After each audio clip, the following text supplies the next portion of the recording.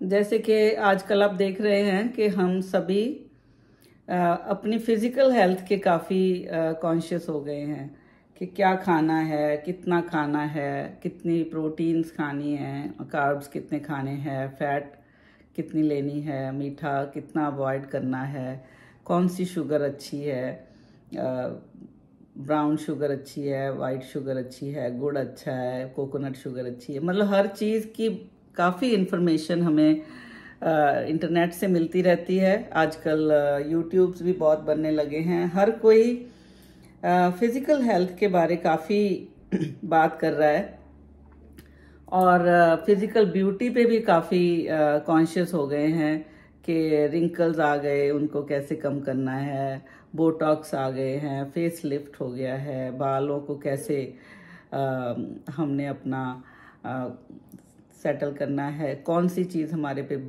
जचती है, कौन सा कपड़ा हम पे बेहतर जच रहा है। सो फिज़िकल ब्यूटी और फिज़िकल हेल्थ पे काफ़ी ध्यान दे रहे हैं सभी।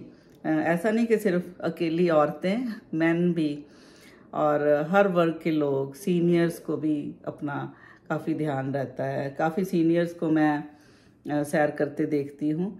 सो फिज़िकल हेल्थ पे काफ़ी जोर दिया जा रहा है। मगर ऐसा अगर देखें हमारी अपनी बॉडी की कॉम्पोजिशन, हमारा दो चीज़ों का ये शरीर बना हुआ, माइंड एंड मैटर। तो मैटर पे तो काफ़ी हमने जोर दे लिया, मगर माइंड को कभी कभी हम निगलेक्ट कर जाते हैं।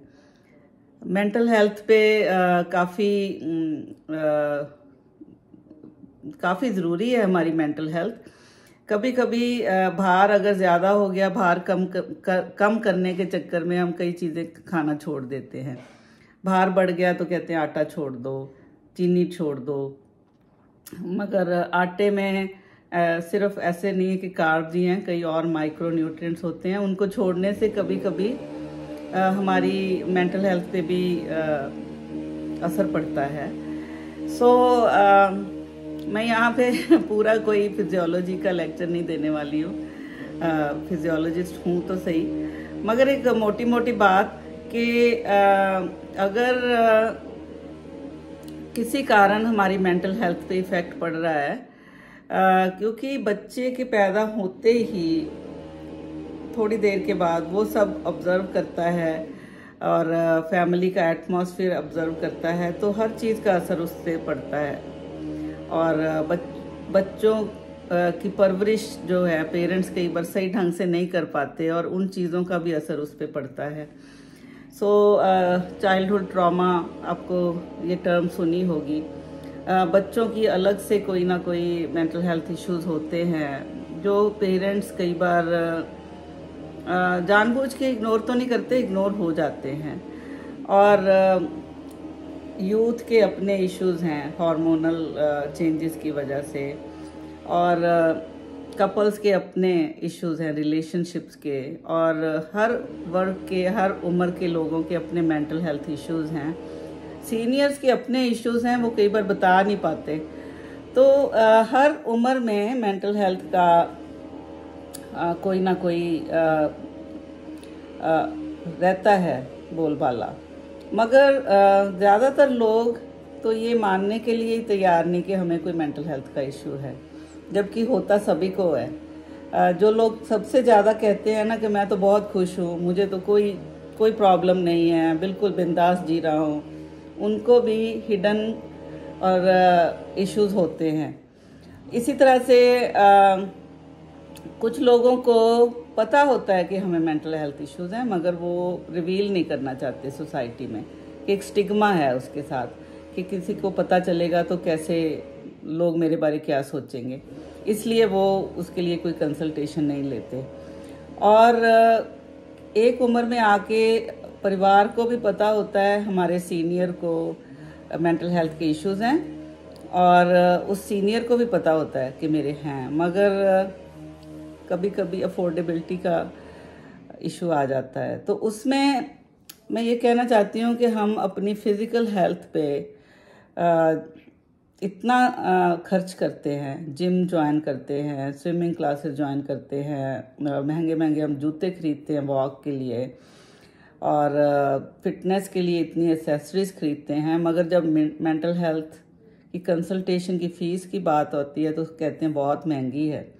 ये एक नैरेटिव है हमारे दिमाग में, तो सोचने की बात है।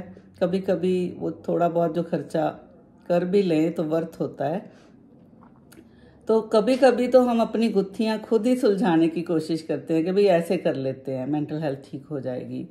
कई लोगों को लगता है कि मंदिर गुरुद्वारे में जाके पाठ करने से हमारी मेंटल हेल्थ ठीक हो जाएगी, स्पिरिचुअलिटी से जुड़ने से हमारी मेंटल हेल्थ ठीक हो जाएगी, या हम कोई स्पोर्ट्स खेलना शुरू कर लें उससे हमारी मेंटल हेल्थ ठीक हो जाएगी, स्विमिंग चले जाते हैं। तो डेफर करने की कोशिश करते हैं, हम उस इशू पे वर्क नहीं करते मगर उसे डेफर करके कुछ और चीज़ में अपना रुझान डालने की कोशिश करते हैं। तो हमें लगता है कि ठीक हो जाएगी, मगर मैं ये कहती हूँ कि जैसे बीमार हुए, इवन नज़ला जुकाम के लिए भी हम डॉक्टर के पास जाते हैं, हम रिस्क नहीं लेते। बड़ी बीमारियों की तो छोड़ो, उनकी तो मैं बात ही नहीं कर रही। तो थोड़ा सा कुछ फिजिकली बुखार होता है, ज़ुकाम होता है या वायरल हो गया तो हम डॉक्टर के पास जाते हैं। उसमें हम अपने आप ये अपना इलाज नहीं करते। और भी जैसे ब्यूटिशियन के पास जाते हैं और जिम जाते हैं, उस तरह से मेंटल हेल्थ के लिए भी कंसल्टेशन लेने के लिए हमें मेंटल हेल्थ प्रैक्टिशनर्स के पास चले जाना चाहिए। कभी कभी हमें नहीं करना आता हर चीज़ का इलाज, हर चीज़ का इलाज जुगाड़ नहीं होता, क्योंकि जो प्रोफेशनल्स हैं उनको पता होता है कि आपकी पोजीशन, आपकी जो सिचुएशंस को कैसे डील करना है, कि क्या दवाई की ज़रूरत है या सीबीटी की ज़रूरत है, या किस तरह से उस चीज़ को टैकल किया जाता है। क्योंकि जो प्रोफेशनल्स हैं उनको ये पढ़ाया जाता है कि किस सिचुएशन को कैसे हैंडल करना है। तो आज मुझे बड़ी खुशी हो रही है कि मेरे दोनों बच्चों में से एक फिज़िकल हेल्थ में काम कर रहा है, फैमिली फिजिशियन, तो दूसरी जो मेरी बेटी है अलीशा, उसने एज अ थेरेपिस्ट, या कह दो कि ये जो मेंटल हेल्थ इश्यूज को डील करने की स्पेशलिस्ट जिसको बोलते हैं, एज अ थेरेपिस्ट, काउंसलर, उसने काम शुरू किया है अपना। और हमारे जो साउथ एशियन में जो सबसे बड़ी दिक्कत आती है वो भाषा की आती है। कल्चरल डिफरेंस होते हैं, जो हमारी भाषा नहीं जानते उनको हम खुल के अपनी बात बता नहीं पाते। तो जो मेरी बेटी, आज मैं उसको एंडोर्स कर रही हूँ, पहली बार किसी फैमिली मेम्बर को मैं एंडोर्स कर रही हूँ, खुशी भी हो रही है। तो ये जो अलीशा, उसने अभी ऑनलाइन कंसल्टेशन देगी, तो हिंदी और पंजाबी अच्छी बोल लेती है, आपकी बात को समझ सकती है, क्योंकि दोनों भाषाएं इसको अच्छी तरह आती हैं। इंग्लिश भी आती है, इंग्लिश तो खैर आती ही है सभी को, कनाडा में हम पढ़े हैं। तो कल्चरल कॉन्टेक्स्ट होता है कभी कभी, चाहे डेथ के बारे हो, चाहे कोई रिलेशनशिप इशू हो, क्योंकि या कोई बच्चों की कोई इश्यूज, यूथ में कोई जूझ रहे हों, तो हर चीज़ में एक कल्चरल कॉन्टेक्स्ट भी होता है। ऐसे नहीं कि हर कल्चर के लोगों को एक ही तरह से प्रॉब्लम हो और हर प्रॉब्लम को एक ही तरह से डील किया जा सके। तो अलीशा जिसको छोटी सी मेरी अपनी बच्ची को हाथों में खिलाया, वो आज एक प्रोफेशनल बन गई है। सो अलीशा ने अपनी जो काउंसलिंग सर्विस शुरू की है, तो 19 अबव शायद उसने मुझे बताया था, मैं किसी भी एज के लोगों को कंसल्ट कर सकती हूँ। तो अगर आपने उससे राब्ता बनाना हो तो 778-801-8741 पे कॉल करके मैसेज छोड़ दें, या फिर अलीशा सोनी काउंसलिंग @gmail.com पे ईमेल कर दें।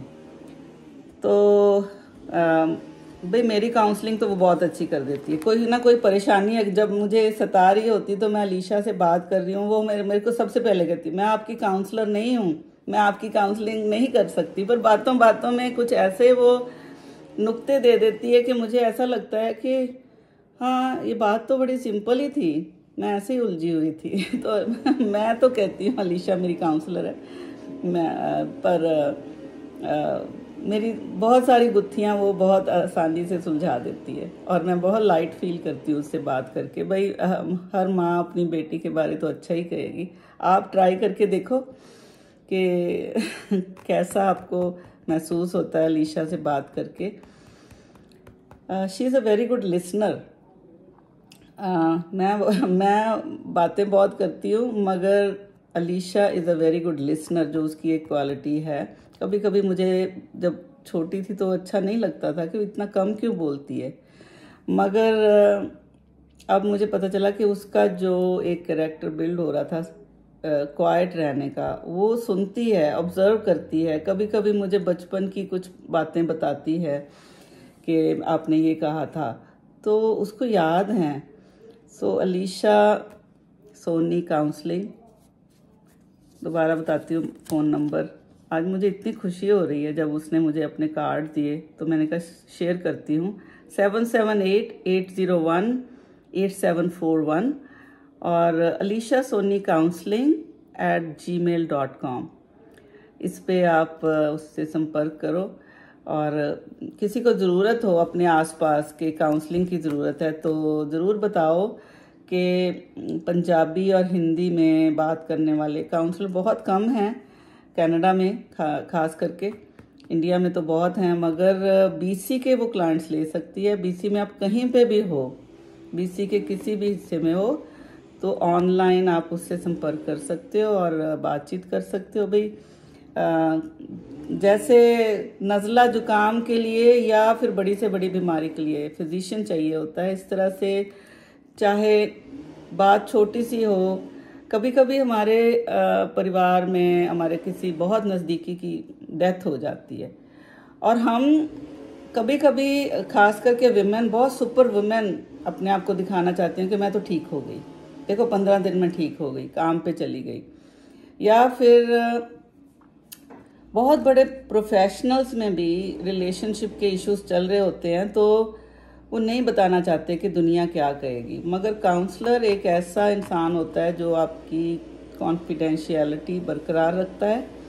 वो आपकी बात आपके परिवार के मेंबर को भी नहीं बताता कि आपने क्या बात की। सो कॉन्फिडेंशियलिटी जो है उनका सबसे बड़ा एक प्रोफेशनलिज्म है। इवन डॉक्टर्स को भी है ये, मगर काउंसलर्स के पास बेधड़क बात कर लेनी चाहिए।